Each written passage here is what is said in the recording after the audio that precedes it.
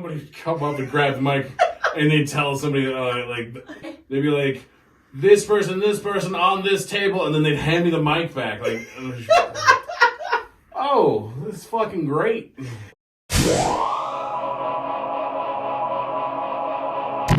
Too. That's what I love about comics is like, maybe they have an ego, maybe they give advice, something like that. But then in the end, we appreciate someone sticking to their guns and having successes. Yeah, no, I had a huge ego when I first started. I thought I was the funniest person in the fucking world. And then I got humbled pretty quickly. What was it that made you get humbled? It was just people, gigs. It was people raising up and stuff like that. That I was like, oh damn, I ain't shit. Right. You see better comics and you're like, wow. Yeah. And instead of like trying to be like, oh, you fucking suck or anything, now I'm like, I'll be the first person to be like, hey, I think you're great. I think if you want to keep doing this, you absolutely should. Amazing. Yes. Yeah. That's a good thing to hear into a comic, especially because we both have had a gig where afterwards you're like, I don't know if I want to live anymore, or I don't know. Because do you feel that way after a really, really bad gig, which has happened to us before? Yeah, man. I did this show in Denver. Jason Wasaki booked it when he was still doing comedy. And it was at the Watering Bowl. There was 2 shows, an early show and a late show. And the early show's headliner was fucking Sam Talent. Oh, he's one of the greatest. Monster. He's a monster on stage. And he's blown up now. Like, he's big. And he's like the nicest guy in the world. He really is. He's a good guy. And he crushed his set. Just absolutely. All these kids came pouring in. God. And he turned it into like this crazy like little talk show with these kids. He's so good at that. And he did that at your show. It. Yeah. Yeah. And he did fantastic. And, once he left, everybody else left. Which happens. And I got stuck doing a show for one drunk dude and his dog. Ugh.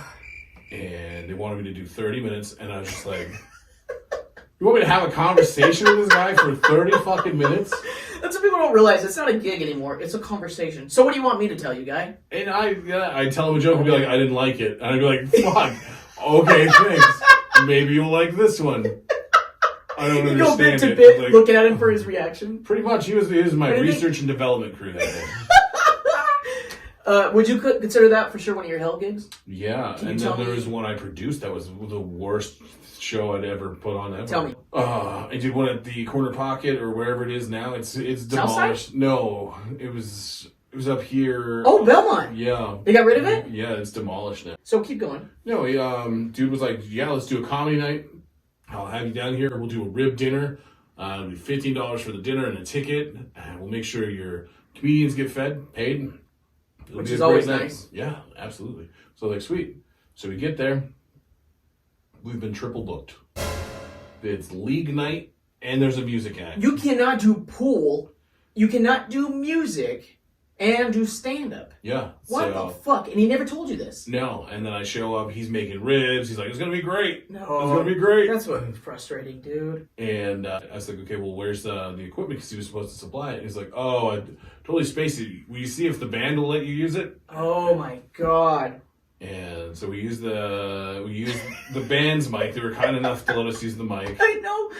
And I had Brent Gill there, Brent the Great. Oh, so you brought down a guy. I brought down a great guy. Was there a stage? Kind of. Not really. It was fucking awful. Because the band was on the stage setting up. Oh, God. And then I take the mic and I try talking, and then somebody grabbed the mic.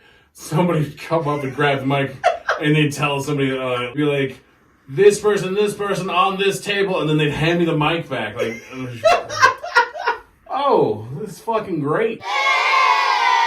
And you, as a comic, and you recognize the steps, it is a snowballing feeling of, oh, fuck. Yeah. Well, the show ended. Everybody's pissed off at me because it was the worst show of everybody's fucking career. I gotta try. So everybody bombed. Yeah, it was not great. I was one of Sean David's last fucking shows. No. I hold myself personally responsible for killing Sean David's comedy career. For those who don't know, if you're a comic, you know Sean David is one of the coolest, nicest, best comics. Man, I worked with him back in the day. Remember his spider in the butthole joke? It was one of my favorites. God, one of my favorites too. No, Sean David, a picture of us came up recently, and I'm like, I miss him. You were probably closer to him than I was, but... we kind of went through the same thing, yeah. Right. That's one of the funniest things is not only did you have a hell gig, but it receded to go to the person after. You know what? There's got to be a point for comics when you watch somebody bomb that's already struggling. You're like, God, I feel for this poor kid. But when you watch somebody bomb that's a good comic, you're like, that was kind of great. You can almost laugh at it. But to watch all your friends in the same venue, how did you feel when you were like, oh shit? I was like, this is all on me. This is my fault. They're sucking ass because of me. Did you heckle them like they did a great joke at bomb? You're like, it's on me, guys. My bad. You just say my bad. We sat there for almost an hour because the owner ditched out because he knew I was pissed. The owner left. The guy that has the keys to the bar was like, bye. He's fucking out. And I had to talk to the bartender. I was like, I need payment now. Payment. Like, this is fucking ridiculous. He's like, well, I don't know if. Oh, I'm like, no. There's no, you don't know. You're going to get it. Like, I brought a guy down from Denver. Oh my God. And he's getting paid. Like, it took an hour for him to come back and pay me what was owed. Oh my. And I looked him dead in the face. I was like, I will never, ever do this again. He's like, you're right. I was like, no, you don't get to turn it on me. You were fucking awful at this. Good for you. Good for you. I still do stand up. His business is destroyed.